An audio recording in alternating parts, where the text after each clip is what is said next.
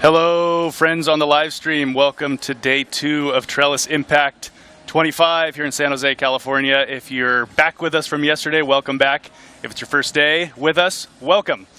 I'm Grant Harrison, Vice President for Sustainable Finance at ESG here with Trellis Group, leader of the GreenFin event, one of 3 we have co-located this year at Trellis Impact in San Jose. I hope to see all of you next year in real life in San Francisco at Trellis Impact 26.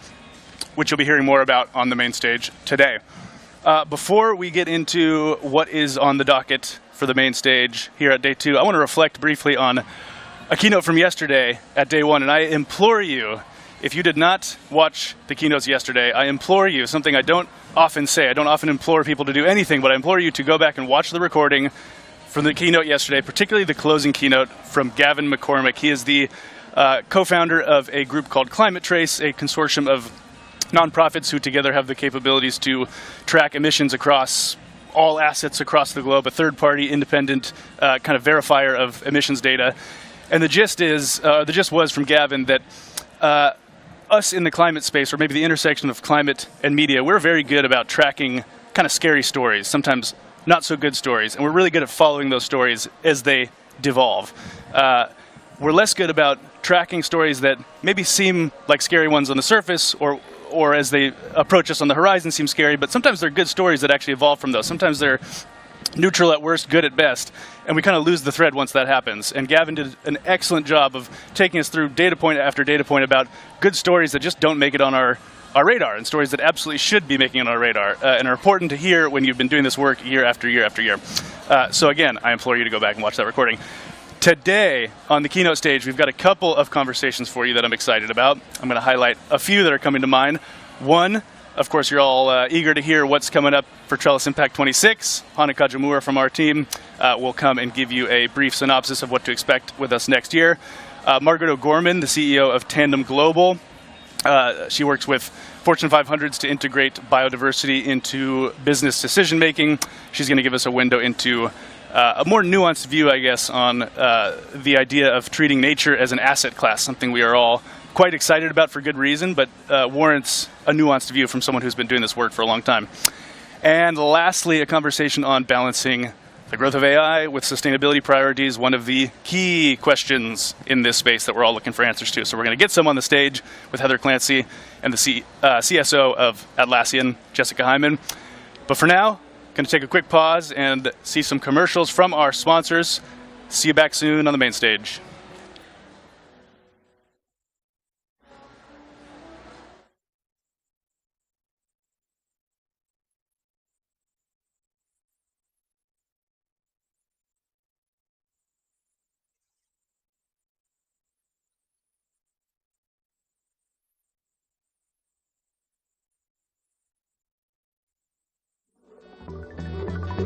But you're still under my skin. I'm miles away.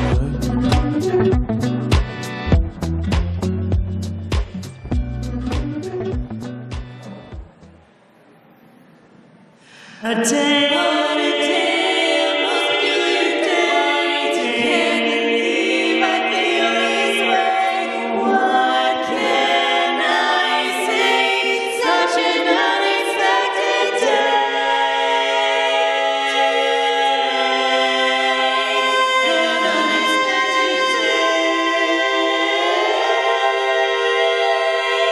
It's a most unusual day. Feel like throwing my worries away. As an old native-born Californian would say, it's a most unusual day. Hello, everyone, and welcome to the main stage. Please silence your cell phones, find your seats, and get ready for the show to begin.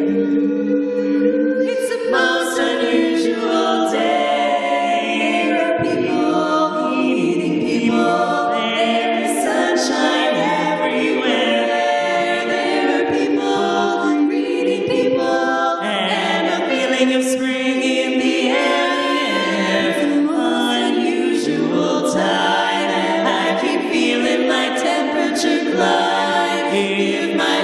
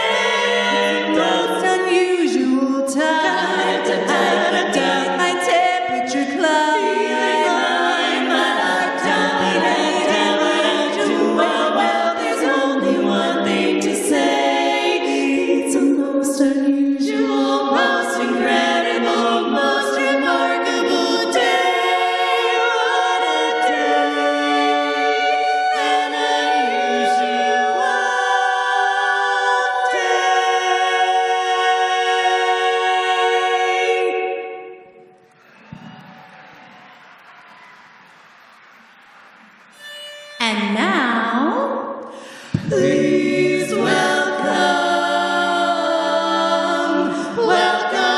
to the stage, Katie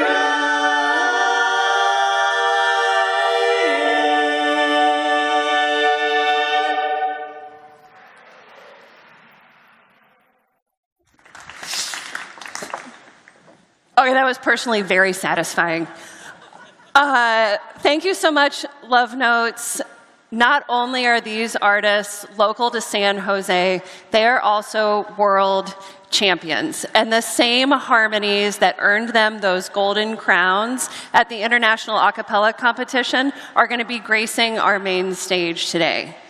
I thought it was really important to have music on the main stage because music is a conduit for ideas. And the Love Notes are really good, and it's very fun.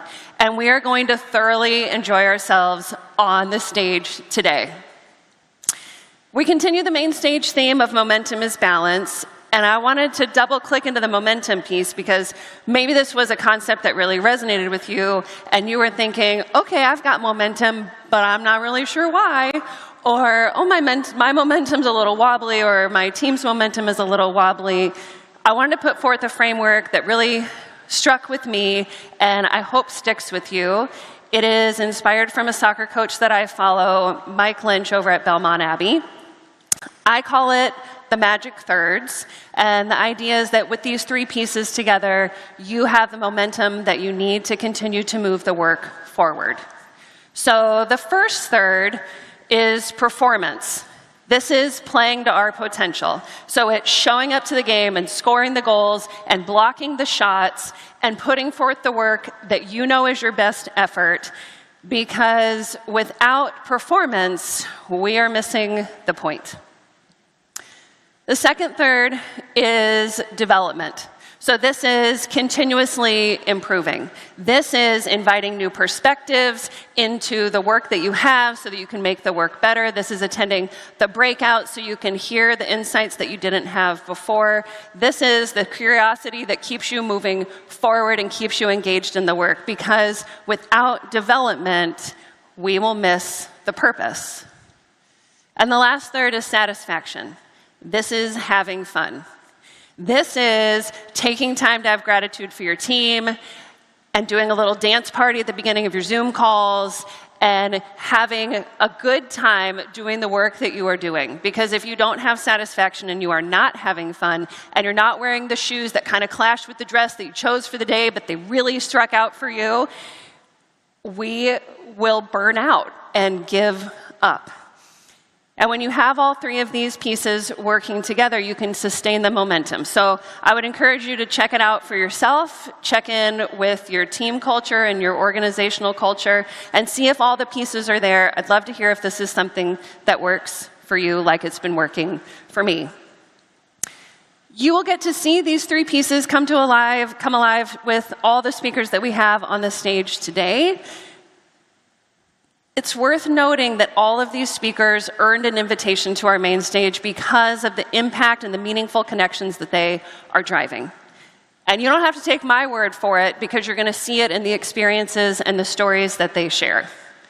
For example, our first speaker today is Adam Butler. 22 years ago, Adam formed a brand and creative agency with his brother Marty. And together, they built from scratch the entire branding and platform for Austin FC, the Major League Soccer team in Austin. They have put new life into blood banks and hospitals and children's museums. And you can probably see the through line of this civic engagement, community building, making the world better. And in the past year, they have narrowed that focus to helping the natural world, working with clients and brands that support the natural world. Before Adam formed his agency, he sat down with a boss who said, "Hey, Adam, you better clear your award shelf." You're going to see why. Please help me in welcoming Adam Butler.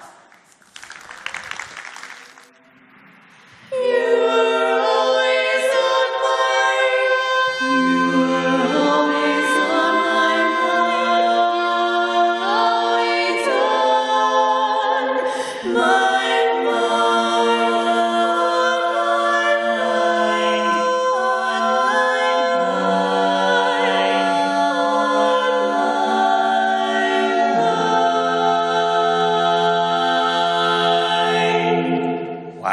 Thank you, Love Notes. They're not going anywhere.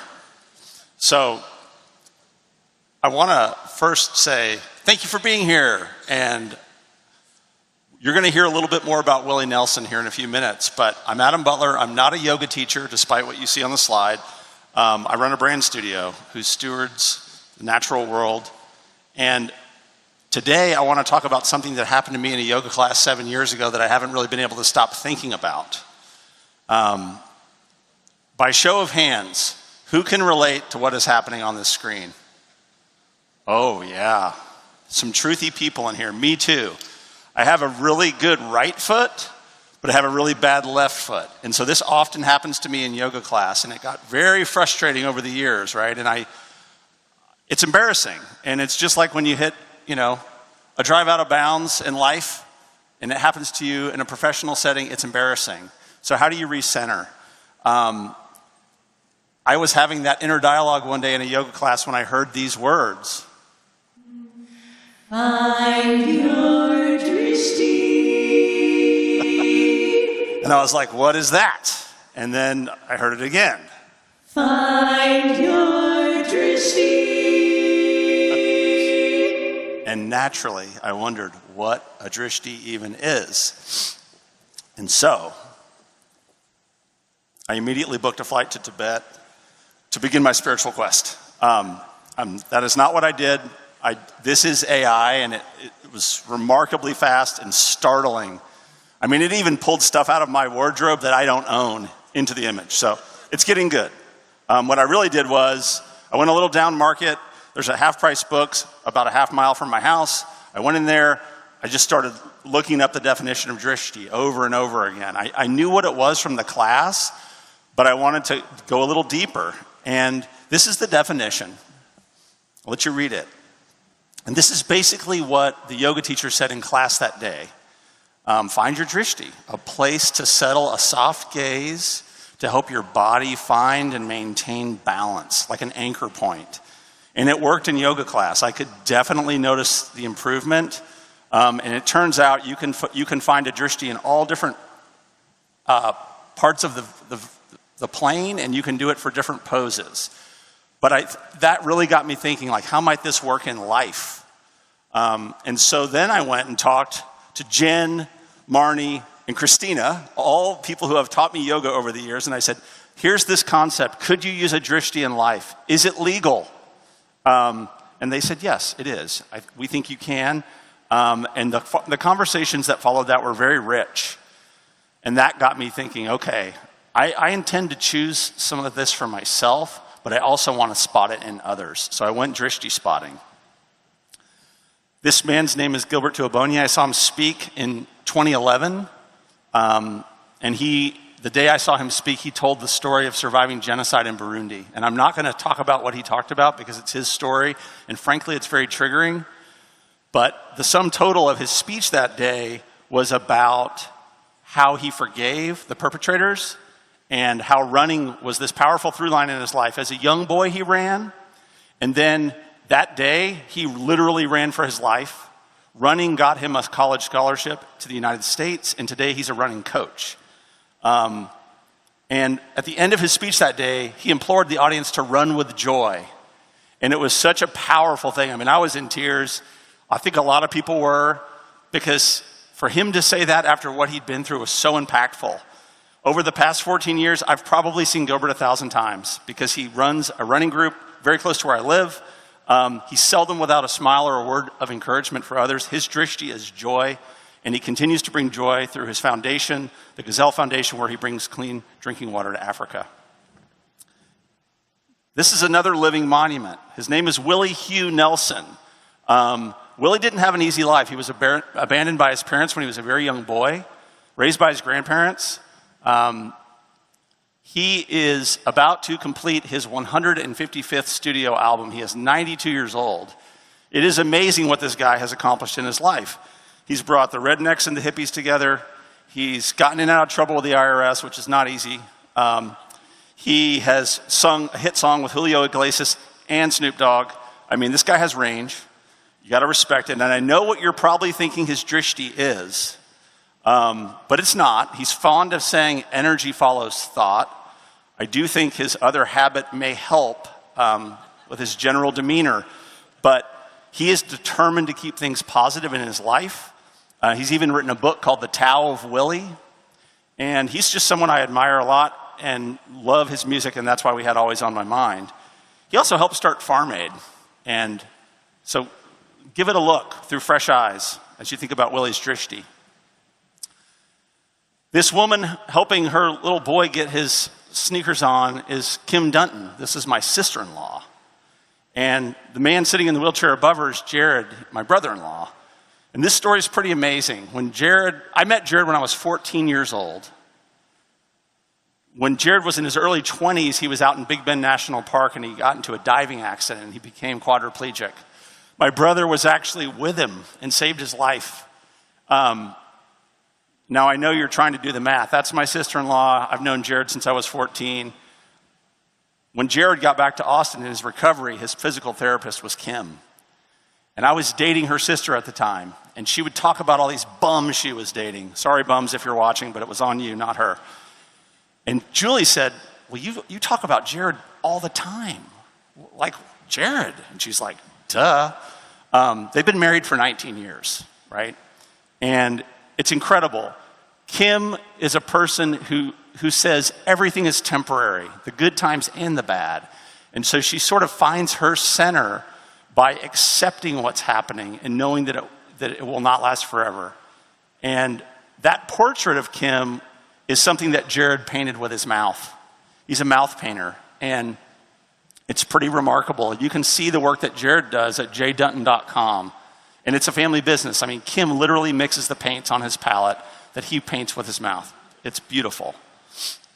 So if you're wondering, how do I formulate my own drishti? What's the recipe for this? And again, I went into AI land. Good God, look at that. I mean, one prompt. So think of an area in your life where you want to bring more focused intention, it could be your business partnership. It could be a relationship with your boss. It could be a life partnership, parenting. And just visualize what it is that you'd like to bring more of into that relationship. And then the next time you're in that dynamic of that relationship, try to bring your actions through that drishti. And if it doesn't work, forgive yourself, begin again. And if it really doesn't work, come up with something else, right? This is all happening inside your own mind. And so just keep cooking. Keep eating those little drishti cookies. And before we go, I would just like to ask everyone, because I had to talk really fast and I knew I was going to need a deep breath. Let's take one big giant inhale together, and the love notes are going to help us ring out with a big old Om. All right? So you can too, because they're going to be louder than you. So on the count of 3, let's take a big, deep breath in.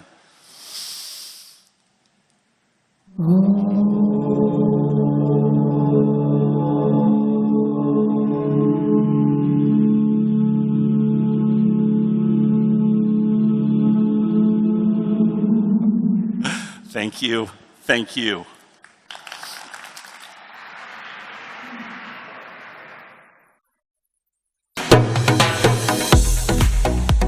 Please welcome to the stage Vice President of Sustainability and Executive Director, Trellis Impact 25 at Trellis Group, Katie Ryan. Close. Close enough. It's not the same having her read it out as opposed to a cappella getting your name right. Hello, everybody. This economy that we have all inherited and operate in comes to us with some kind of outdated source code, perhaps unsurprisingly, given a lot of it was written before there were economists and they were still moral philosophers and there was no coal-fired power stations and you get the rest. And one of the more outdated pieces of that code that we've been left with is, broadly speaking, the idea that this thing that we call an economy can or should be divided into these two chunks. Over here we've got labor and capital, the source of all the value in the economy. And then we've got this over here category called all of the other stuff. That includes the planet, all the life-supporting systems that support life, all of the life itself, at least when it's not human life trading its time for money. And I don't need to explain to this audience what that kind of broken binary has brought us in 2025 on planet Earth. But there is a solution, and part of that solution is that we are treating nature as an asset class, and we are understandably very excited about that. But what do the shorebirds, shareholders, and street trees have to say about our exuberance over nature as an asset class? Margaret O'Gorman has an answer for you to that question. Margaret is the CEO of Tandem Global, where she consults with Fortune 500 leaders to meaningfully integrate biodiversity into business decision-making. She literally wrote the book on strategic corporate conservation planning, and if anybody is capable of bringing the necessary nuance to conversations that happen at the intersection of nature and finance, it is Margaret O'Gorman. So please join me in welcoming Margaret to the stage.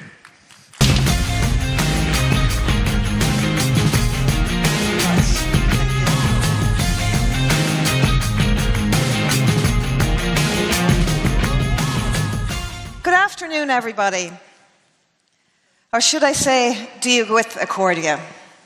There's at least one person in this audience who is responding to my Irish greeting with Dia Smiragwich. And I start Os Gaeilge to introduce the country of my birth. That's Ireland.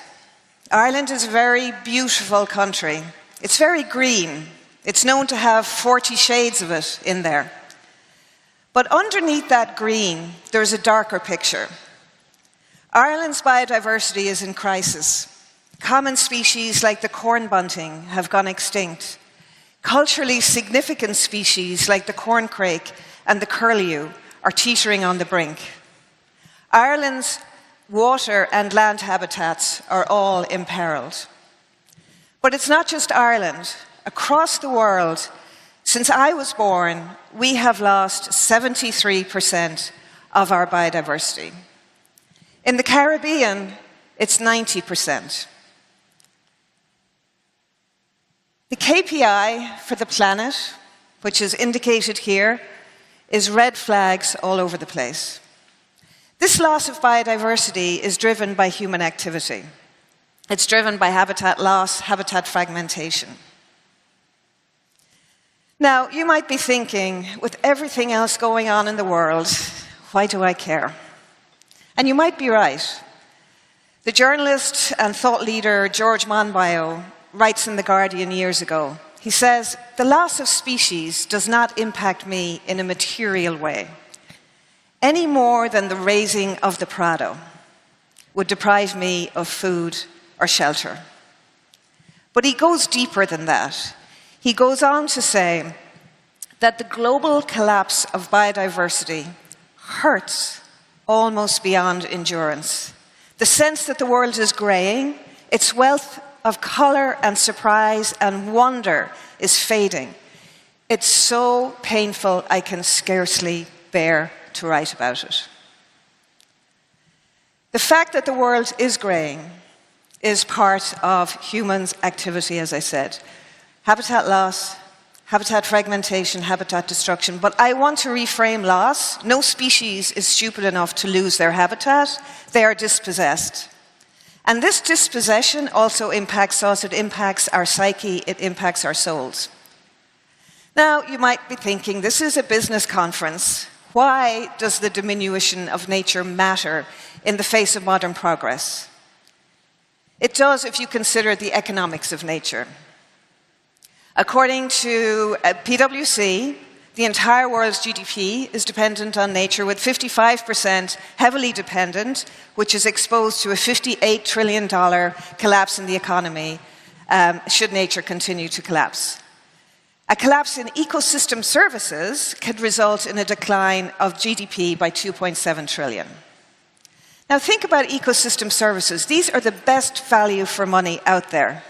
A street tree, an urban street tree, it cools the neighbourhoods, it provides shade, it provides biodiversity uplift, it provides social benefits. And get this, a street tree is the only piece of urban infrastructure that continues to appreciate the longer it's in the ground. Its value grows the older that it gets. And nature also provides us with other things. Biomimicry is a big issue, it's a trending topic. But remember, without nature, there is no bio to mimic. And also, nature provides humanity with health benefits. The willow tree has provided us with aspirin. The Pacific yew provides us with Taxol, a cancer-treating drug. And this crazy guy, the Gila monster, has created an entirely new class of medicines. The Gila monster lives without food for a long period of time. It fasts for vast months at a time. And scientists have isolated the hormone that allows the Gila monster to fast and has created it into semaglutide drugs, of which we know Ozempic, which treats diabetes and obesity. But according to medical specialists, these drugs could go on to protect neurons, to reduce inflammation, and promote survival of brain cells. All from a little lizard lives on the New Mexico border. This is my favorite, though. This is the horseshoe crab. The horseshoe crab has blood that is incredibly incredibly sensitive to toxins in its blood. And it is used by the pharmaceutical industry to test every implant, every vaccine known to man. The pharmaceutical industry takes the crabs out and bleeds them for their blood to use them on testing. But the other species that depends on horseshoe crabs are the shorebirds. These are red knots. They're the same weight as a pack of playing cards. And the red knots overwinter in South America. When the summer is starting up in the northern hemisphere, the red knots fly north, stopping in the Delaware Bay before continuing to the Arctic where they breed. These birds fly a round trip of 20,000 miles per year, one of the longest migrations on the planet. They depend on the horseshoe crab. When they arrive in the Delaware Bay to feed and to get their weight back to fly to the Arctic, they really depend on the eggs of the horseshoe crab because the horseshoe crab eggs are small, packed in protein, and easy to digest. The first full moon in May, the horseshoe crabs climb up to the top of the beach, lay their eggs just at the same time as the shorebirds and the red knots are coming to eat them. So the red knots, the shorebirds, loggerhead turtles, other species depend on the horseshoe crab, but so does the pharmaceutical industry. Pharmaceutical industry bleeds about 500,000 crabs per year. The loss of crabs is 30%. For the pharmaceutical industry, its biggest dependency is its biggest impact, which is its biggest risk. So what can we do? Well, luckily, something has been done by Jay Bolden, a biologist at Eli Lilly, where he worked to create a synthetic to the horseshoe crab blood, a synthetic that is more cost-effective and more effective than the blood is. So he has created, through his innovation, a reduced harvest of horseshoe crabs, which leads to increased eggs for shorebirds, which is increasing the survival of the species and also de-risking an entire industry. And that has happened because of momentum. It has happened because of momentum across a number of angles. Scientists have been studying for 50 years to provide data to advocates who have been pushing policies, to politicians who have been implementing policies, to corporations who have been innovating. And when there was resistance to the synthetic alternative, the finance through Nature Action 100 got involved, showing where the risk was in the industry.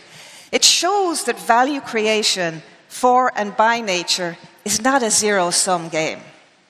Now, in closing, I want to mention that the Earth has lost a fabulous ambassador recently with the death of Jane Goodall. Jane Goodall, I just want to use this stage for a moment to amplify her message. If she was here today, she would say to you, you can take action for the planet in whatever way you can, as a scientist, as an advocate, as a financier, as a corporation. You can help what remains of the beauty, color, sound, vibrancy, value, and plain weirdness of our planet. You can help protect and restore that. Because as Jane Goodall says, hope is a thing that requires action, And for all of us, action is what's going to deliver value for both planet, nature, and economy. Thank you very much.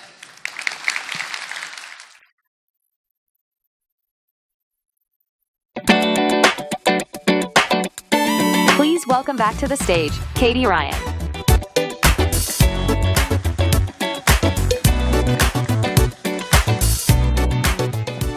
Hello, and hello. I wanted to just jump in and give a thank you to our sponsors. And I wanted to make it extra special today because sponsors show up for us. Take a look at these names.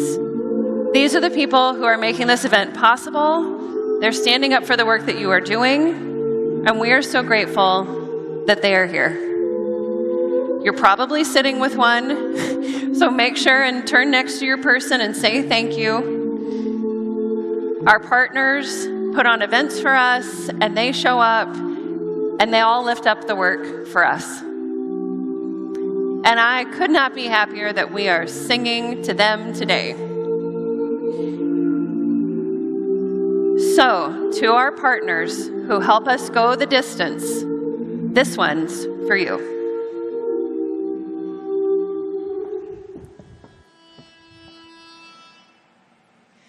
When I go the distance, I'll be right where I belong. I have often dreamed of a far-off place where the heroes will be waiting for me, where the crowds will cheer.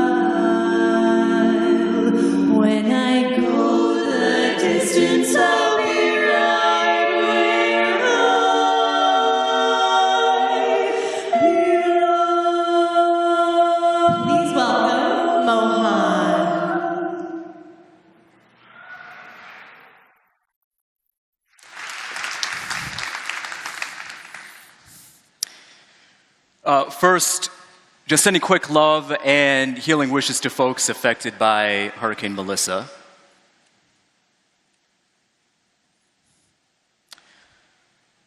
So, yesterday, I had the privilege of being on this stage, and I talked about the idea of embracing your frustration. So, if you're taking a part in some form of a movement, it's important to embrace that thing that is agitating you, that is maybe giving you some sense of pain. I didn't really talk too much about my frustrations yesterday, but I feel like I should walk the talk and maybe share a little bit, because I encouraged everyone to ask other people, what are you frustrated about? So, quick backstory. When I was young, I hated Michael Jordan.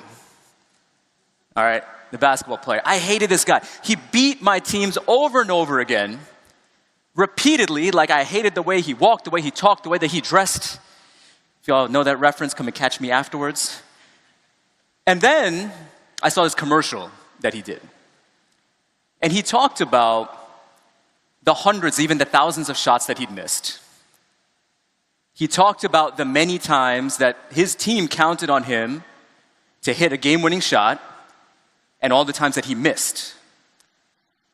And he closed this commercial by saying, I have failed time and time again in my career, and that is why I succeed. And that changed everything for me in how I thought about Michael Jordan. I realized, wait a second, this alpha male, this guy who's a predator on the basketball court, you know, his strength, it doesn't come from the highlights. They don't come from the highlights. The strength comes from being knocked down over and over and over again, but still getting back up. And we multiply our strength when other people are there with us, pulling us up, helping us to look high, not to the highlights, but to look high. Because we know what we can accomplish. We know we are destined for something better, and therefore we keep getting back up. And so I just want to take a moment to kind of invite you all into that energy, if you're willing to do this with me. Maybe just close your eyes, or just fix your gaze internally for just a brief moment.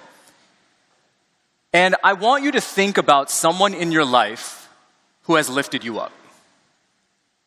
Someone who has given you some strength, especially through hard times. Okay, this could be someone from years ago, it could be somebody right now. Just take a moment to think about that person. In your mind, using the energy that you have, just send some love out to them. Send some flowers their way. Appreciation, gratitude for what enabled you to be in this place right now. That's how we spread strength. All right, so if you're closing your eyes, if you're focusing internally, you can open up your eyes, you can come back now. The person who I'm about to introduce to come on the stage embodies that type of strength.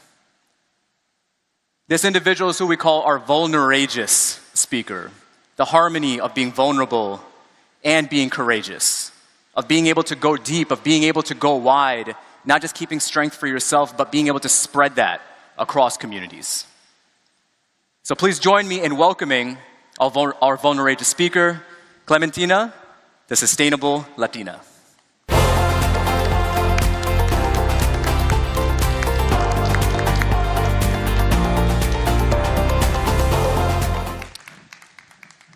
Hello, hola.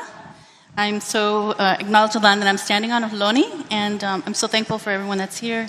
And I have something to share with you all today. So the title is 7. 7. Also, the day my activist spirit was born.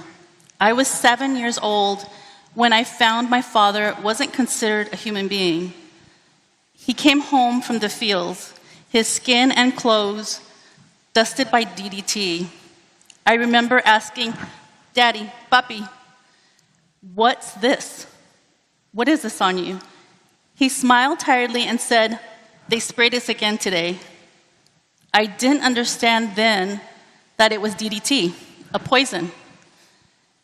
I just knew that my father, who picked the food people ate, wasn't being protected like a human should be. That day, my world cracked open. Soon after, my father marched with Cesar Chavez and Dolores Huerta, walking for dignity, for justice, and for the right to breathe clean air and live without being poisoned. I remembered my mother, too. She couldn't buy fabric or art supplies. So she created beauty out of what others saw as waste. Scraps, old curtains, even pinto beans that rolled out of the pantry. And me, I learned early that survival could be art, and resistance could be love. I made Barbie dresses from couch fabric and curtain backs, not knowing I was already part of a legacy, turning waste into wonder. I am the product of two souls who refused to accept invisibility, a field worker and an artist. Their struggles became my fire. Today I speak out against the poisons of our time, microplastics, toxins, fossil fuel, fashion, because the fight that began in the field still lives in our clothes, our oceans, our air. I am that 7-year-old child still asking, why must ones who feed, nurture the earth, and all human beings be treated as less than human? I am that grown woman now, answering, they won't be, not if I have a voice. Thank you.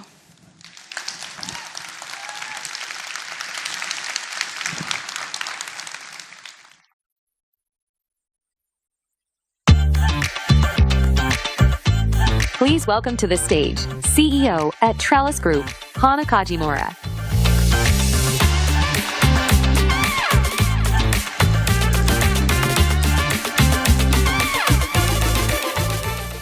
That was such a beautiful story, and I just can't believe there are 3,500 other stories out there in these halls this week.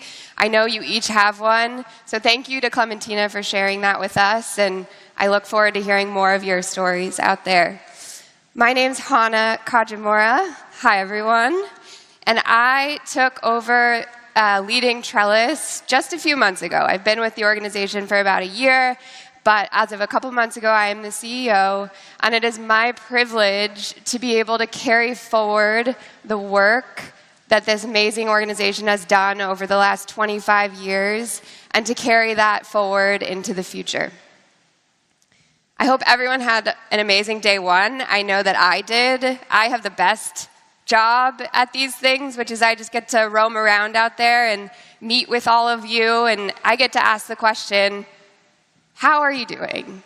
What's going on? What are you struggling with? How can we help? How can we be a force multiplier on the work that all of you are doing? And what's become really clear to me over the last day and a half are three things. And these, by the way, are real photos of all of you, so see if you can spot yourself out there from yesterday. The first thing is that it is so important to get together in person. As someone who works remotely, which I know a lot of you do, I really miss that. And I just feel like you can feel the energy change immediately when we get into a room together. There's something just unparalleled about getting to hug somebody or shake their hand. I see a spark in people's eyes as these ideas are flowing back and forth. We're feeling more inspired. It's really electric. And that, I would argue, is more important now than ever. The second thing I've noticed is maybe to take a page from Gavin's book yesterday and do a little bit of myth busting. At times it can feel like the future is dark right now. But here in this room, I think the future is bright. There are 3,500 of you here today. There are more people, bright people working in this space than ever. And I poured over that Reg list. I saw all of the cool titles that are here, whether you are an innovation manager, or you work on last mile delivery, or the future of the grid. So many amazing jobs representing people doing amazing work. And the third thing is that technology and innovation continue to be the center of the climate movement, and they are how we will succeed or fail in our goals.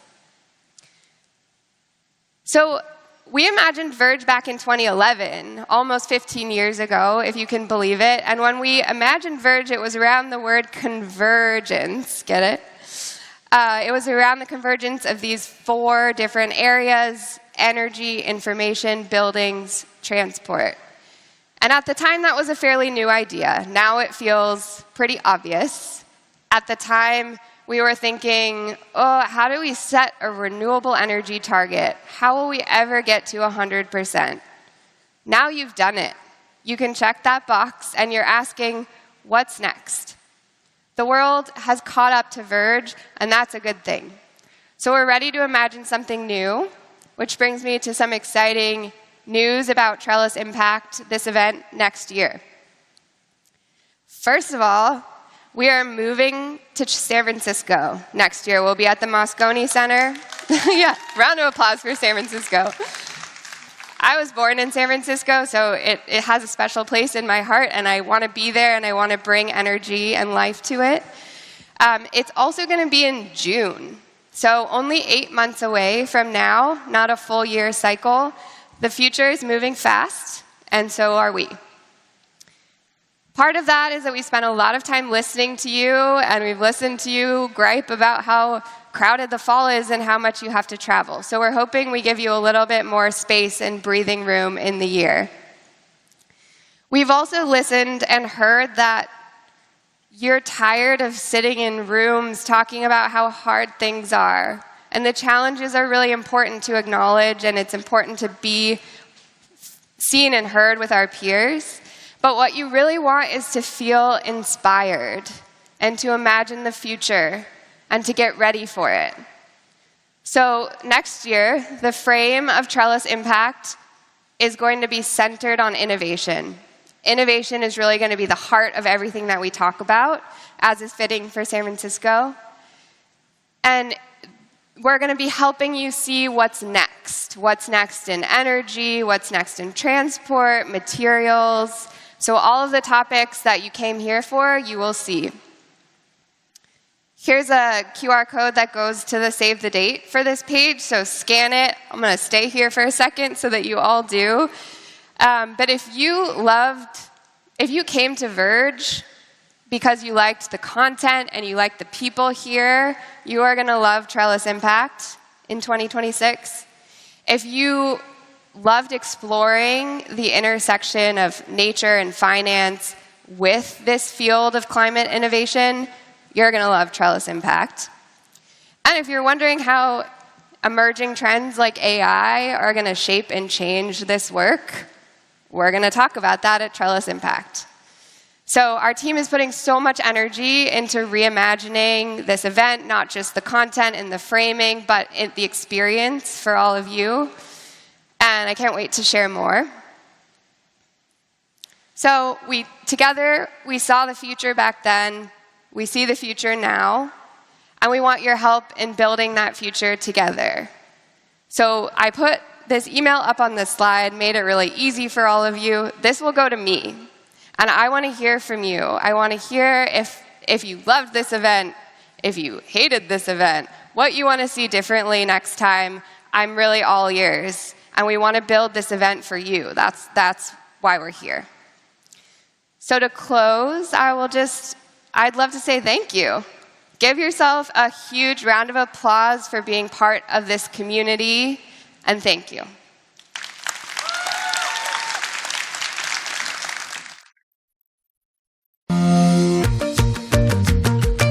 Please welcome to the stage Vice President, Editor-at-Large at Trellis Group, Heather Clancy.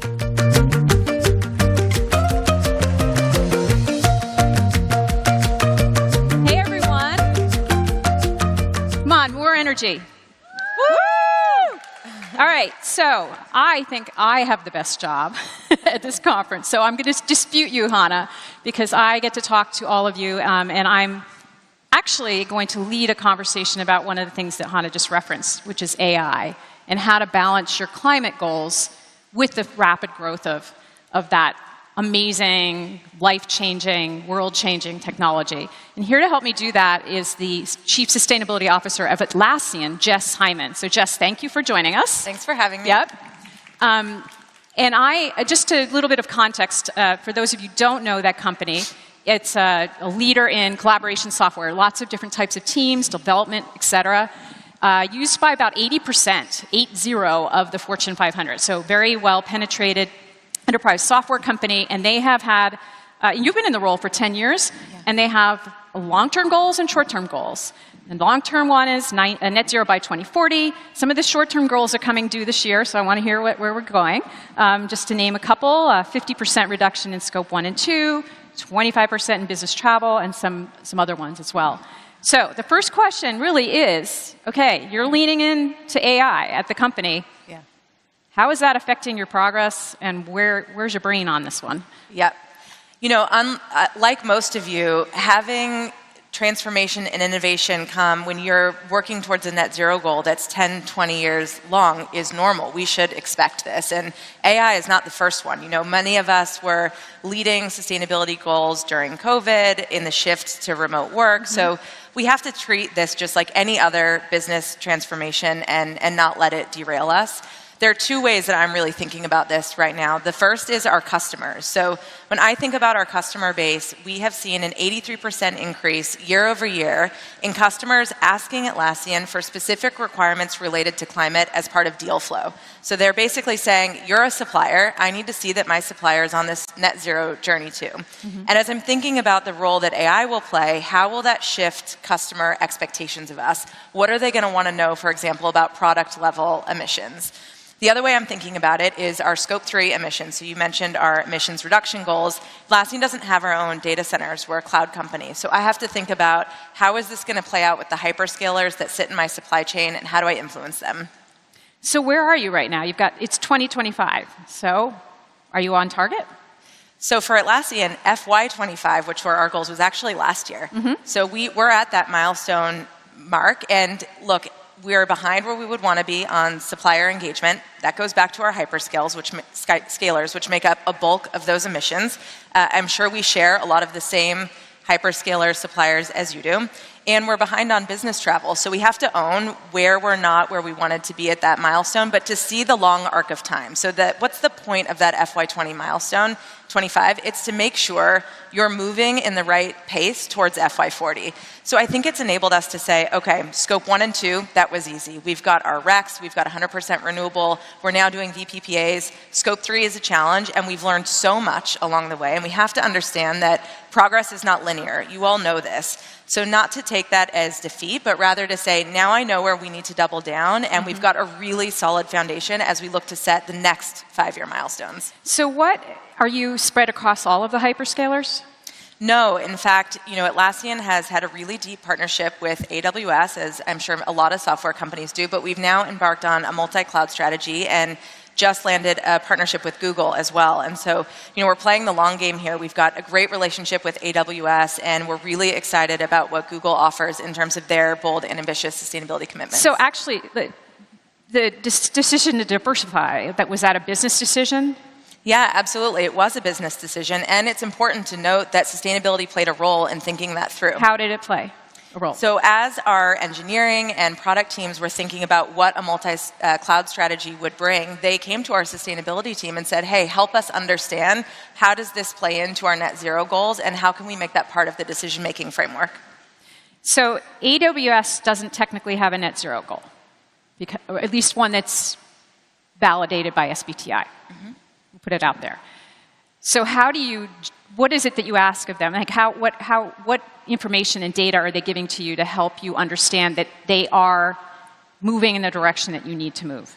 I think, for many of us that have supplier engagement goals set through the Science-Based Target Initiative, the first step is to get those suppliers to commit to setting a science-based target, ideally through the SBTi.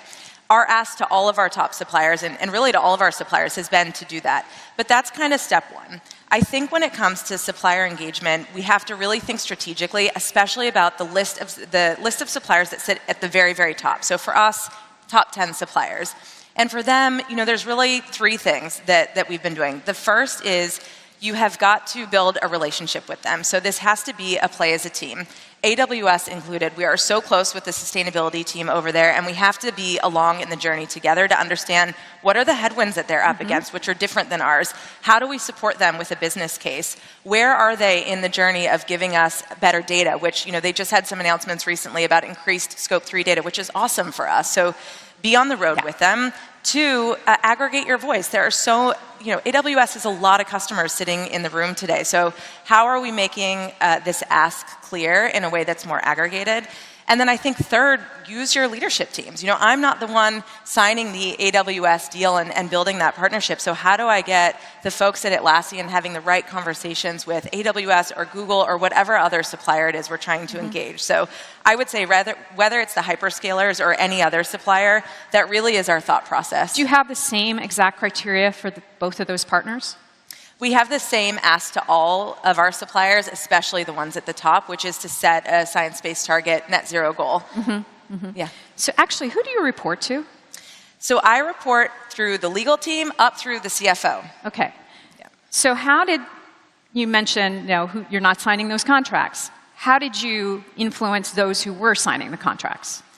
This is a long-term journey that actually started with us building a really close relationship with the procurement team. So as we were setting our science-based target, before we even officially submitted it, I got together with the head of FP&A who manages procurement and said, this is where we're headed. I need you to be on the journey with me. And that relationship is really important. So the procurement team getting on board meant that we now know how that process works and how to influence it. And that means getting with your supplier relationship owner. And in this case, when you move way up that chain of your top suppliers, the folks in your company that manage those relationships is going to be sitting close to the exec team. And so we've spent years building those relationships and knowing who the influencers are. And you do have a particularly vocal CEO about these issues. So why is that important, and how do you influence that? Yep. So as you have heard, Atlassian makes collaboration software. Our co-founder and CEO, Mike, who's in Australia, is extremely influential in the climate space and personally has made a lot of investments in the net zero transition. So I have that going for me. Yeah. But I also want to acknowledge that's the starting point. You know, Mike has really held a very high bar for me in making sure that any net zero strategy we have is held to the same bar as the rest of our business strategies. I think where I've really benefited in this way, I can see some of the faces are like, well, she's got an easy ride. Like the CFO gets this.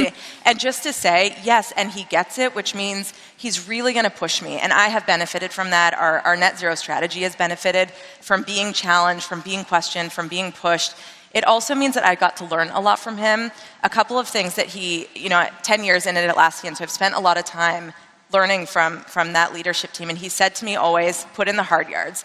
And for me, that has always meant chase the thing that is going to be most impactful for hitting your goal, not headlines, and not short term either. So play the long game.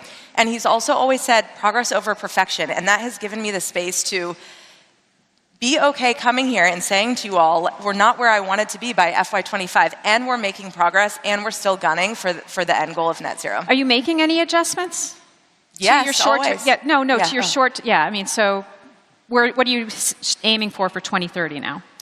We're in the middle of crafting our next set of goals, which has to get validated by the Science Based Target Initiative. I would say the biggest thing that I'm thinking about is, one, I have to be tracking towards the business strategy. So where is Atlassian going over the next 5 years, and how do I make sure that our net zero goal is not sitting on the sidelines, but rather it's laddering up into that business strategy. So if Atlassian is chasing AI, how is our net zero goal helping us in that effort? Similarly, if Atlassian is really going up market and after enterprise customers, how do I contextualize our net zero goal in terms of delivering value to them? The other way I'm thinking about this is when I look at the next 5-year journey, where is the bulk of our emissions going to sit? We have a business travel goal because for our FY25 set of milestones, the Science Based Targets Initiative is pretty clear on what you need to include. And it's not to say that that goal doesn't matter, but I'm looking at where our emissions are going, and we need to double down on our supplier engagement. Yeah, for sure. So when you think about other things that you could do, like what is the most effective lever so far that you've seen?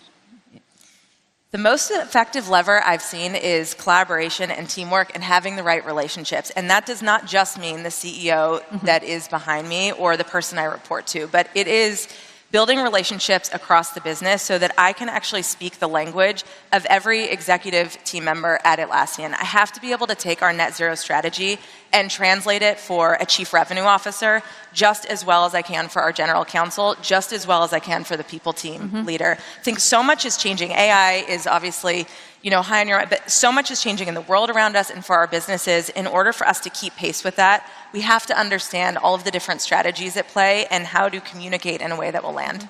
This probably is a particularly relevant question for your company. I'm not sure about you. It's pretty technical.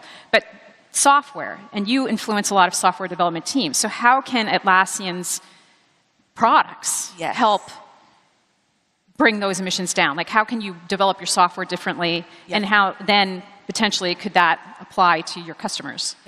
Atlassian's mission is to unleash the potential of every team. So we make products like Trello or Loom, Confluence, and Jira to help teams collaborate more efficiently for over 300,000 customers. One of the ways that we've been able to influence and support that customer group is through our Don't Fuck the Planet guide.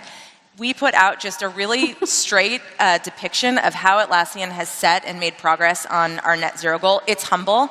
I think we come with the understanding that there's not one way to do this and that we need to lean in and share as much of what didn't work as what did. And so I think that was our starting point in saying, hey, when it comes to teamwork and collaboration, we have a perspective. And like I said, what's the most important thing? It's the relationships and teamwork. So how can we share that with our customers? What role does carbon removal play in your strategy? For us, our goals set through the Science Based Target Initiative, and they're pretty clear that decarbonization is the priority. So I always lead with that. Our time and energy is going to be spent on reducing emissions first, always. That said, we have to take responsibility for the ones that we didn't reduce, and that's where our offset strategy comes in. We were trying to land, well, when should we start buying offsets and for what period? And so we went back actually to founding and said, hey, all the way since the company's founded, the estimate residual emissions, let's get after those with offsets. But again, that's just to take responsibility for what we couldn't reduce. The goal is always reduce first. You referenced your Don't F the Planet guide, which I won't say the name on the stage, but what updates are you making to that guide? You know, who's that for, and what updates are you making in the AI moment?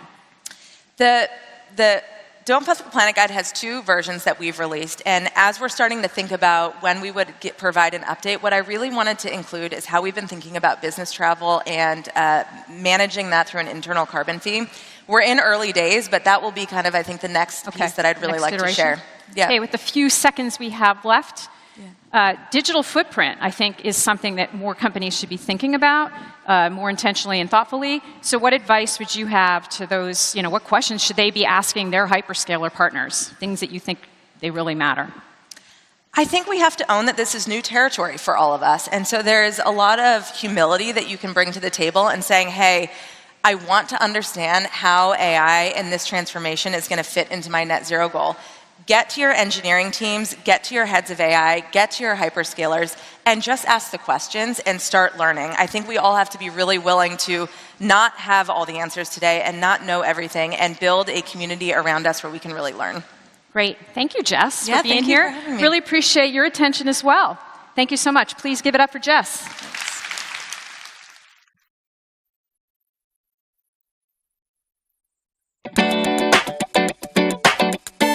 Please welcome back to the stage, Katie Ryan. Okay, one more time for Jess and Heather. If you liked that reporting from Heather Clancy, please make sure that you are following her on LinkedIn and reading Trellis Briefing. Her reporting is that good all the time. Yeah, okay, I just love her as a teammate. Okay, so our next speaker, I wanted to bring in some more visual pieces to the main stage. And so I thought, who can really bring us some like visually engaging stuff? And then I was like, it's a designer. And then I thought, what kind of design do I really like? And it was shoe design. And I thought, okay, universe, where is the shoe designer who has a good story, who can bring us these beautiful visuals to explain how that is all connected to the Momentum is Balance theme? And I got connected to Danny Chambers. You're going to get to meet Danny. Danny is designing shoes. He's ex-Nike. He's designing a compostable shoe. He is designing shoes for AI robots. He is also the valedictorian of his high school class of 9 from rural Ohio. So this guy's got depth. I hope you really enjoy getting to know designer Danny Chambers.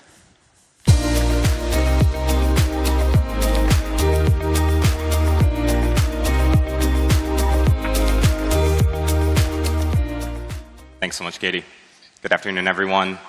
As Katie mentioned, I'm a product designer, a footwear designer, soft goods designer. I'm the co-founder of a studio called Almanac. And at Almanac, we help people make products, right? And when we're making products, we're engaging with the product development cycle. And I'm sure you guys are quite familiar with the product development cycle. And, you know, how this kind of operates is that we make something, we move through the process of producing it, we learn, and then we make more things, right? And in that process, we've started to learn across in a bit of reflection that there's another cycle that's starting to show up in the most exciting projects that we're working on. And we call that the virtuous cycle.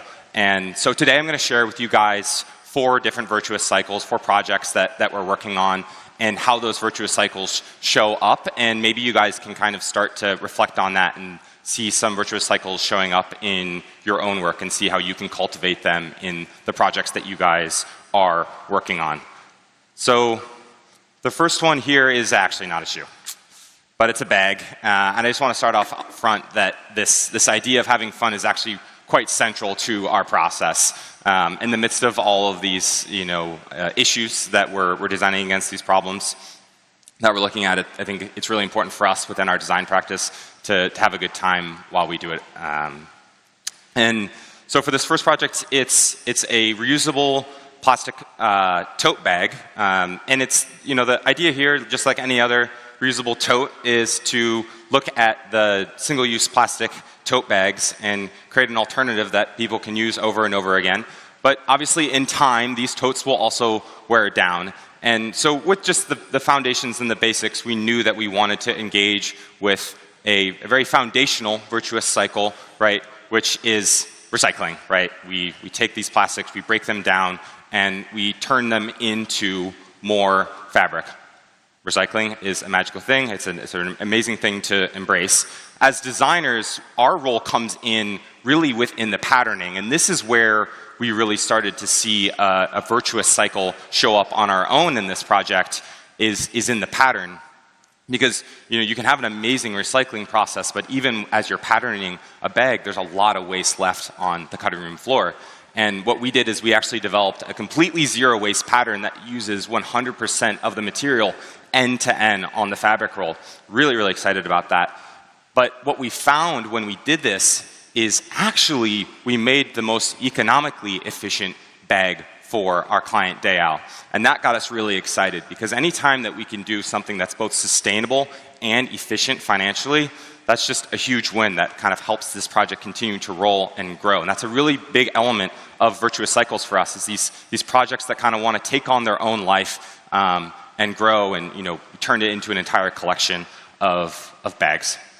Okay, next, a shoe. But not any normal shoe, right? As Katie mentioned, we're working on a compostable athletic shoe.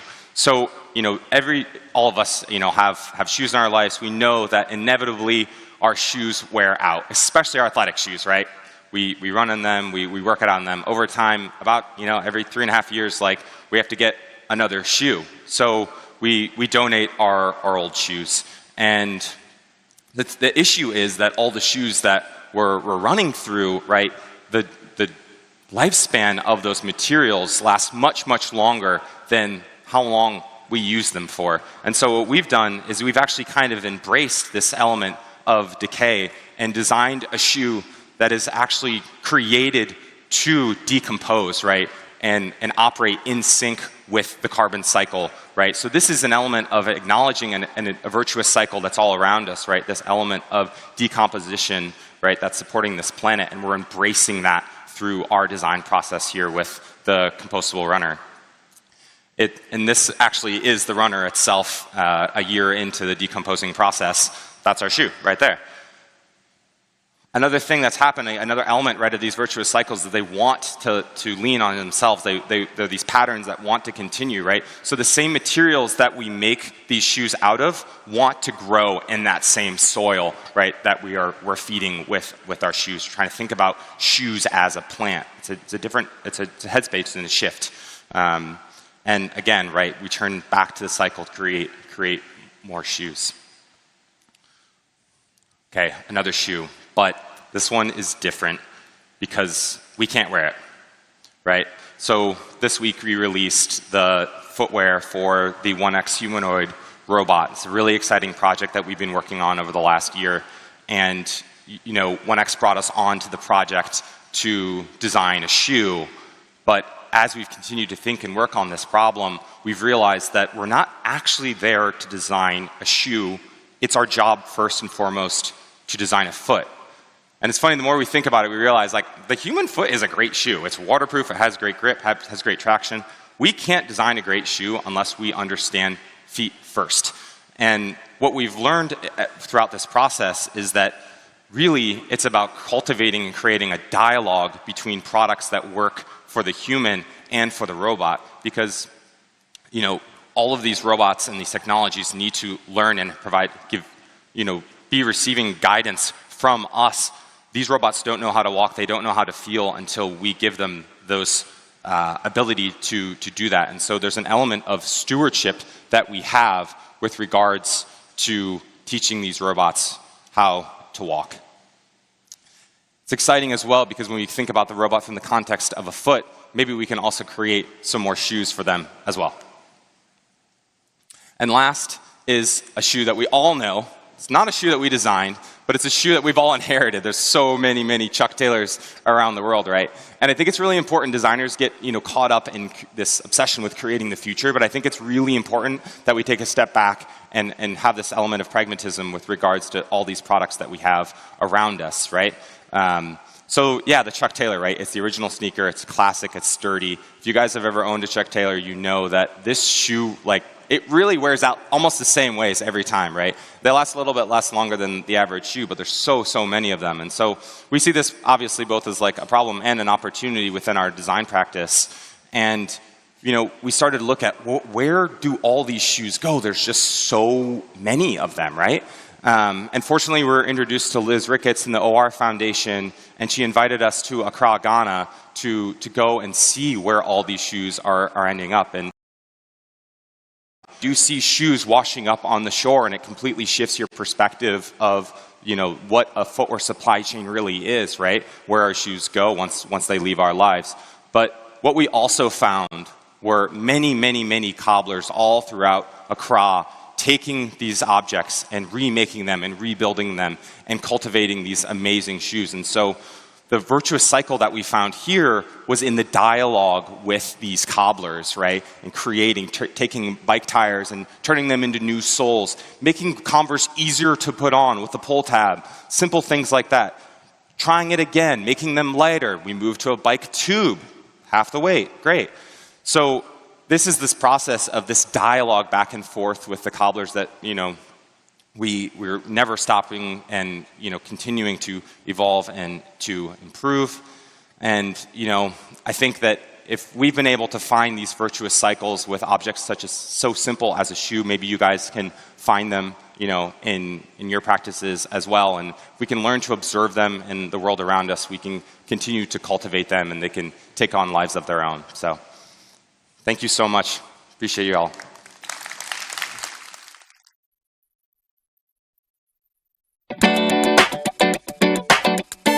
Please welcome back to the stage, Katie Ryan. Okay, one more time for Danny Chambers. No one's looking at shoes the same, and I guarantee you go home and you're like, do you know they're making shoes for robots? Just one of the many takeaways you get here at Trellis Impact 25.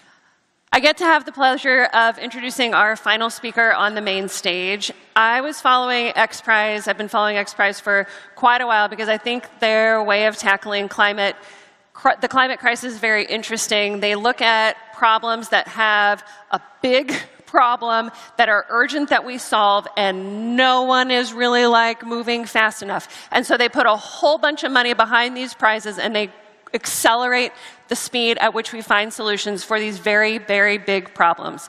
They are one of the most impactful global nonprofits out there, and we have their CEO. Anusha Ansari, you're going to love her. I've been following her, loved her TED Talk, watched it many, many times, reached out to her team, and we are lucky enough to have her here. Please welcome to the stage, Anusha Ansari.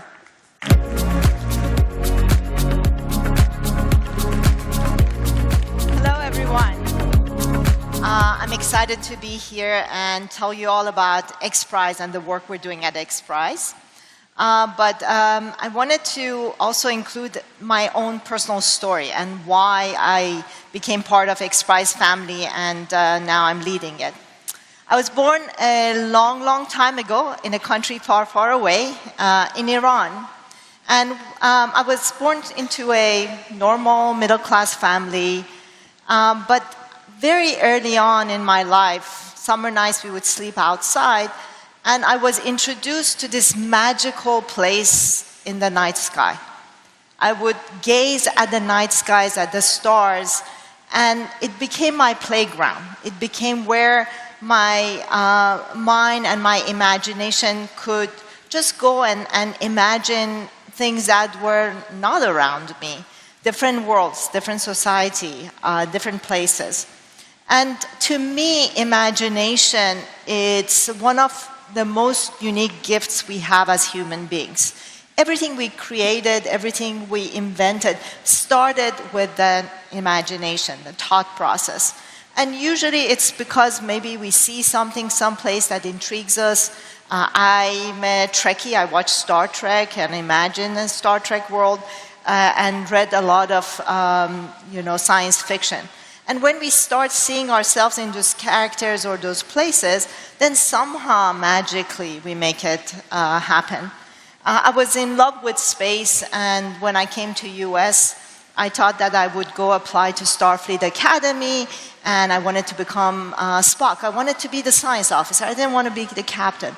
But I thought that I will have an opportunity to fly on Starship Enterprise and just explore the universe and see what's out there and really understand the universe that surrounds us. Very quickly, I found out that when I arrived, I was about 16 years old, didn't speak English. I realized that there is no Starfleet Academy, and frankly, only governments can send astronauts to space, and all those promises of space hotels and everyone flying to space has not materialized. So I became a tech entrepreneur, built successful businesses, but my heart and passion was always in space. So when I was able to sell my company, I decided that I want to go pursue my passion. How many of you in the audience actually had a childhood dream that you gave up on? Just raise your hand. I can see a few. It's easy when we have a big dream. When we're children, you know, we don't know any better and we imagine big things. But when we're faced with the reality of the world, we give up on them, and usually we don't go back to them. So I had decided throughout my life as an entrepreneur, as a tech entrepreneur, I had reminders all around me to remind me that my passion was in space and I wanted to go back to it. So when I sold the company, I went back to school, studied astronomy, and that's when I met Peter Diamandis. So Peter shared this passion for space, and he was also frustrated. And he had read the story of Charles Lindbergh, how he actually flew from New York to Paris to win a competition, a $25,000 competition put up by Charles Ortiq. And Ortiq, who was an immigrant, had put up this prize because he was passionate about aviation. And that prize changed the face of aviation. So when he demonstrated that it was possible, he shifted the mindset about what's possible in aviation. And that flight ignited the entire aviation industry. Increased number of pilots, number of passengers, number of airlines and airports. And Peter had read this and wanted to do the same thing for space. And he designed a prize, a $10 million prize, to do the same thing for space and activating a whole vibrant commercial space community. And he announced it and launched it, but he couldn't get anyone to actually sponsor it. They told him he's crazy, he's going to get people killed. And ironically, on the other side of the country, I had sold my company, and he read one of my interviews and decided to come and find me and tell me about this competition. So when he came to visit, of course, he brought an astronaut, which was like the way in. But when he told me about the prize, as an entrepreneur, it made sense to me. Because he said, we're going to ask the world to go build a spaceship. And I said, okay, so we're going to ask them to build a spaceship in their garage. This is in late 1990s. This is not today's age of SpaceX, okay? SpaceX didn't exist. So he tells me that we're going to ask the world to go build a spaceship in their garage, to fly it to the edge of space, 100 kilometers, not one time, but 2 times. And only after they fly 2 times, we're going to give them the money. And I'm like, well, this is incredible. So if they can fly to space 2 times, that means they have a viable solution. And they will be worth more than that. So it just made sense to me as an entrepreneur. And I was thinking to myself, only if I had known this when I had my company, I would tell my engineers, go build the software that I want, and then when you demonstrate that it works, then I pay you. But the real world doesn't work that way. So I convinced the family, we became the sponsor, and we launched the prize, and it was very successful. We had 26 teams from 7 countries competing, and that $10 million brought in $100 million of investment, a 10x. By the teams who competed in the prize. And then the winning team, which was a team out of Mojave, was licensed by Richard Branson, who created Virgin Galactic from that IP. And that company, Virgin Galactic, went public in 2019 for $900 million. So almost another 10x. So that leverage model of philanthropy is something that we've now replicated successfully over and over at XPRIZE. Virgin Galactic has been successfully flying and changing the face, not just Virgin. We really, with the regulatory change that we inspired with XPRIZE and helped shape the new regulation, we actually opened up the door for commercial activities, and that's what created SpaceX, Blue Origin, and so many other companies who fly today. So that regulatory change was a big first step. But not only we made Richard Branson very happy, but also we achieved something that we hoped will happen. And that was really making space accessible. And we did that by reducing the cost significantly. When we launched the prize, the cost of flying a kilogram to space was about $25,000. Today, that costs about $2,500. And pretty soon, when Starship is fully operational, the cost will come down to $250 per kilogram. Why do you care? Why that matters? We have to remind ourselves that our planet is actually a planet orbiting the sun. We're in space. Space is part of our ecosystem. So if we can find an efficient, sustainable way to take advantage of the resources that's in space around us, that will make our lives here on Earth much more sustainable. And that's our hope and goal with reducing this, to be able to put data centers in space where it's cold, plenty of sun-sustainable energy, and we don't need to worry about cooling and water usage and power usage, which we all worry about right now. Or manufacturing in space and developing new drugs, new crystals, new materials in microgravity, which all have fascinating possibilities. But this model now has been replicated even in larger scales with all the prizes we've launched. Over the past 30 years, we've launched about 30 prizes. We've demonstrated that every dollar in our prize purse is leveraged 60 times. So $60 goes into creating impact in the world. A lot of that actually is the investment that goes into the teams, building these amazing companies that will grow and get to market and really implement the changes we hope to ignite with our prizes. And overall, we've created $31 billion of socioeconomic impact in the world. We focus our energy and efforts and prizes in 5 areas. Energy, climate, and nature is a big focus area for us. You will hear from our team, our carbon prize with Nikki Batchelor later today at 4. We also do a lot in food, water, waste, and looking at circularity there. Learning and society, of course, is another area where we have lots of challenges that we are looking into solving.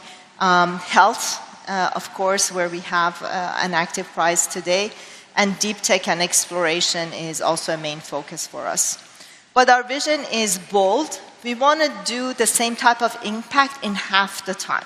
So in the future, we want to actually create even more change faster. We start with a vision. Our mission at XPRIZE is to create an equitable world of abundance. Some may argue we have a world of abundance today, but it's not equitable. So creating that opportunity for everyone to take advantage of the world of abundance we're creating is critical to our mission. And we do that with a vision in each of our domains, so we have a target, we know what we're driving toward. And we invite experts and scientists and entrepreneurs to help shape that vision and be the co-architects of the future with us. And then we design our competition. We're doing a deep dive researching to understand why the problem is stuck. Not everything is an XPRIZE. We want to only focus on those problems that normal market forces are not solving, or not solving fast enough, or not solving it in scale. And when we identify those, then we focus our energy on that. And then we launch the prizes, drive those innovation and breakthroughs, and help them scale. We have an active prize in wildfire. We're going to award it next year. Very excited to put an end to destructive fires and be able to put out the fires before they become destructive. In health, we're looking at increasing the healthy lifespan of human beings in cognition, muscle, and immune system. We're looking at quantum, where we want the energy of quantum computers and those innovators to focus on solving humanity's biggest challenges and not just focusing on profitability. And also, as I said, we have a health span competition and a water scarcity to scale desalination so it becomes affordable and available to everyone across the globe. So this is not philanthropy as usual. As I said, it's a leverage philanthropy. And going back to space and my passion, I was very fortunate to be able to fly to International Space Station many years ago in 2006 and really fulfill a dream I had since childhood. But when I was there, there were two things that I learned. One, the entire journey of getting there, which XPRIZE was a big part of it, it showed me that, in the process of getting there, I learned so many things that made me who I am and helped me focus on the big things. And when I was up there on ISS and I was able to look down at our planet, I realized something. I realized that we're taught a lie in our geography classes. They show us this picture of the world and they make us believe that our world looks like this colorful, divided, flat surface. But that's not true. That's not our world. Our world looks like this. This is our planet. This is what you see from the space station. And when you look at this, you can realize that we have a fragile environment, an ecosystem that is very dependable on us, and we're dependable and very integrated with this ecosystem. There are no borders, there are no lines dividing us. There's nothing stopping problems to cross different geographic boundaries. And there is nothing stopping us from being able to work together. And that's the world that I want to see happen. And that's the world that we want to create, with the help of all of our teams and the people who support XPRIZE. Because we believe that collaboration is the answer to creating that beautiful world of equitable abundance. But on our way there are lots of hard questions we need to ask each other. There's a lot of technology advancement that's happening at a very rapid pace. They're happening at a pace that our linear brains cannot understand and cannot fully predict the impact and what will bring to us in the future. Our society is changing and reshaping. And for us to be able to work together, to have meaningful dialogues, and not let the future happen to us, but architect that future carefully and deliberately is very important. So I invite you in this conference and wherever you are, wherever you work, in whatever community you're a part of, to have those courageous dialogues and be able to join us, if you are able to, at XPRIZE and help become co-architects of future with us, so we can create a beautiful, equitable world of abundance together. Thank you.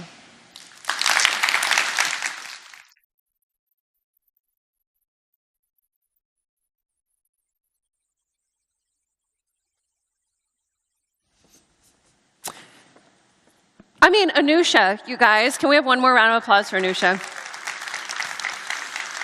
There are a couple of ways you could get involved in XPRIZE now. You can go check out their Zendarium. I caught Anusha lying on the floor meditating in the Zendarium earlier today, so she can do it, you can do it. The Quantum Prize is also open now, so tell a friend or tell your own self to go for it. That concludes our main stage program for today. Don't forget to put your lanyards in the lanyard spot and the cups in the cup spot. And live stream viewers, you guys hang on because we got a couple of great interviews coming your way on the live stream. And to close us out, Love Notes, will you sing one more song for us? Okay. All right. Thank you all so much. Love Notes are going to sing us out. Enjoy the rest of your day. Ba-da-ba.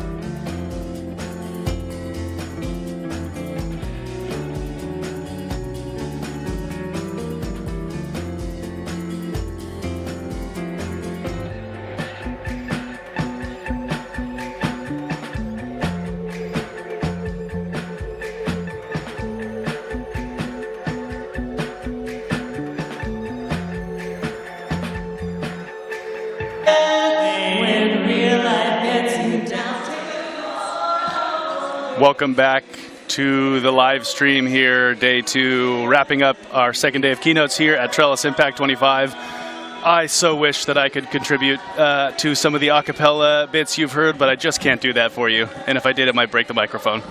Wow, a lot on my mind after that hour and a half of programming. Top of mind from Hannah, talking about Trellis Impact and the power of convening. It's 5 years on from the time we all, went our separate ways and had to do our necessary isolation, and the importance of convening, man, it's palpable here this year.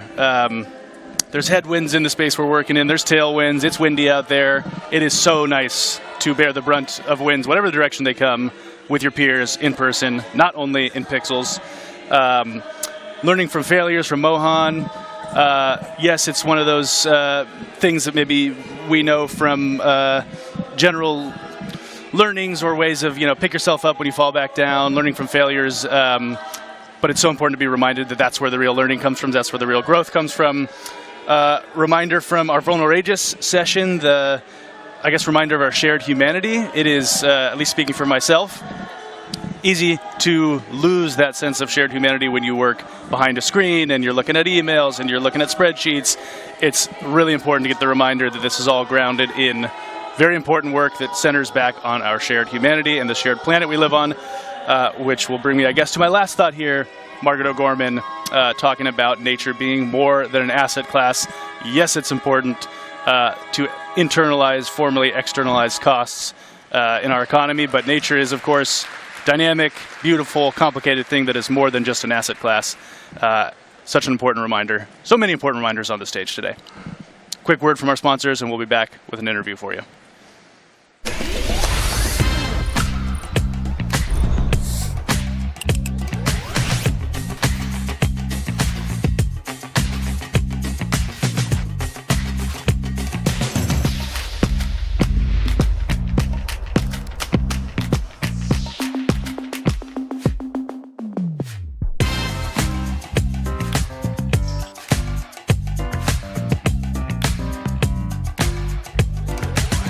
This is it. We have to come together to make huge leaps forward.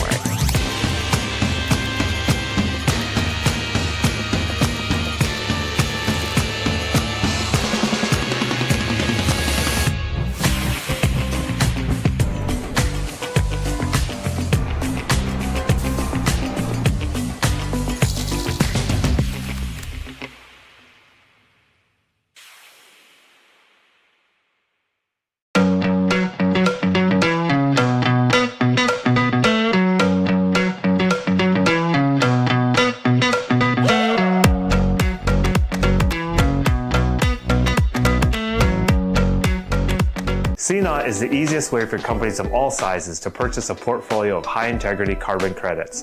Join other leaders in offsetting your emissions with highly rated carbon reduction and removal credits, all in a matter of minutes. Let CNOT do the hard work for you.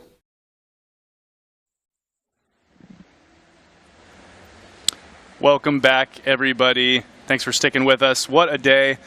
We are here at the live stream. I'm with Quinn Nakayama and his beautiful head of hair, which I was given permission to call out separately. It warrants it. Senior Director of Grid Research, Innovation, and Development. Creatively, that acronym makes GRID. Tell us about GRID. What are its goals? How does it serve PG&E's broader goals, and where are you at with those goals? Yeah, so I thank you for having me, first off. So our organization is really there to kind of fundamentally try to support our company strategy. We have this strategy called True North. And that True North strategy is to try to figure out, as a utility, how do we make sure that we can provide for the state of California in the way that it needs? Now, there's a lot of things that go into that, right? You got decarbonization goals. You have wildfire-related safety goals and risk. And also economic development, right? And, utilities across the nation now are seeing themselves as fundamental partners to both the state and the federal from an economic development perspective. Energy has the capability to either dynamically grow an economy or dynamically and just catastrophically choke an economy. And we believe that if we are able to partner with innovators to be able to find ways to create the fundamental three pieces of, energy availability, energy access and energy affordability, that will grow economies, both in our home states as well as in the nation, provide more tax revenue that then can then be used for social services. And we need to be that type of partner. And the only way we're going to be able to do that is through major innovations that can reduce our cost and bring on load faster. Can you expand a little bit on what maybe some further detail on what comprises those innovations that support those 3 points you said? Something tangible, but that the layperson watching who's maybe not thinking about utilities all the time can wrap their heads around. Yeah, so I'll give you one concrete example. We've used this example quite a bit, is that electrification is a really big component for a California strategy. How do we get diesel out of our system from an energy consumption perspective and transition it over to electricity? Well, that requires a lot of electricity, and to be able to do that and get customers to be able to charge their cars at home, that becomes a fundamental challenge. If you think about our service territory, 50% of our service territory customers, they have these really small electrical panels. They're only about 100 amps. And if you think about EV chargers being at 50 amps, you're going to have to get a panel upgrade. That could cost you thousands of dollars. It could take you months while the utility does all of their upgrades. And so what kind of experience is that if you want to buy an EV, but it's going to take you 6 months to be able to charge at home and thousands of dollars out of your pocket? You may just be like, forget it. I'll just buy an ICE vehicle. So we are partnering with folks like Itron, as an example, and EV charging companies to say, hey, is there a way where the EV can charge less fast when your air conditioning runs? And if that's the case, then maybe we can avoid all these necessary upgrades, both at your home and on our grid, and I can get you level 2 charger tomorrow. Do we have a deal, right? And I think by bringing that together, we are increasing the amount of load that's on our system. That helps decrease everybody's rates, because now I don't need to do those infrastructure upgrades to be able to bring that load. And from a customer perspective, we're able to get them that EV that they might want a lot faster. From an environmental perspective, we're taking 1 million metric tons of CO2 out of the system. It's that triple bottom line, right? And so those are some of an example of an innovation that we have going on that supports kind of the California, where California wants to go, the speed that it wants to go at, and its goals. I've got a question that's impossible to answer in a minute, but that's exactly what we have left, which is, as I've heard on the stage here before, the U.S. electric grid is the biggest machine humans have ever created. Kind of a crazy sentence to wrap your head around. How is that machine set up to be run more sustainably? Is it? And it wasn't, right? And it was made from big power plants going all the way down to your customer. And now what we have is a dynamic two-way power flow. You got solar, you got energy storage, and we need to be able to orchestrate this so that we don't need to build as much to be able to create this energy economy of the future, right? Now, we got to figure out a way to do this smartly, because you got data centers coming in. A lot of solar, a lot of EVs, a lot of building electrification. And the only way that we can do this in a way that's affordable is by doing this type of orchestration, so we don't need to build as much and get customers access to power faster. So that's really where it comes down to. Well, great place to leave us to go forth, and a little food for thought. Thank you so much, Quinn, for joining. You just heard from Quinn Nakayama from PG&E. One more word from our sponsors here before we wrap up the day. Thanks so much for sticking with us.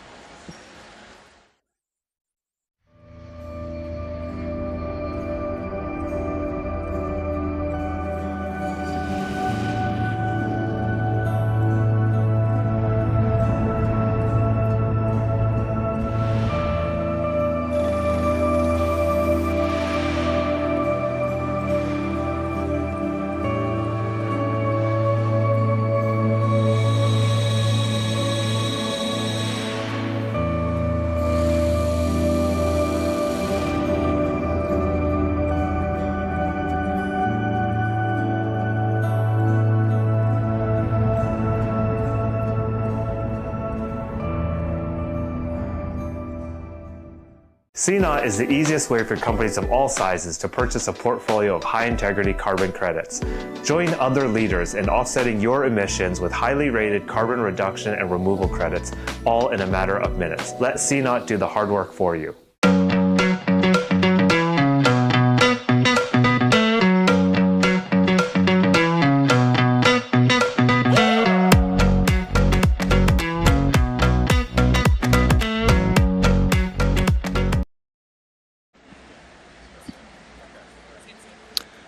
right, everybody, that is it for day 2 of 3 here at Trellis Impact 25 in San Jose, California. Again, I'm Grant Harrison, Vice President for Sustainable Finance and ESG, and I have had such a good time watching this live stream here with you.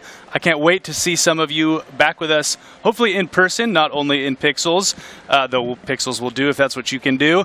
June 23rd to 25th at Trellis Impact 26 in San Francisco, California. Until then, best of luck in all your endeavors. Keep up with us at trellis.net. Subscribe to the Trellis Briefing if you're not yet, to stay apprised of what's happening in the world of the corporate sustainability professional. That's all for now. Thank you again.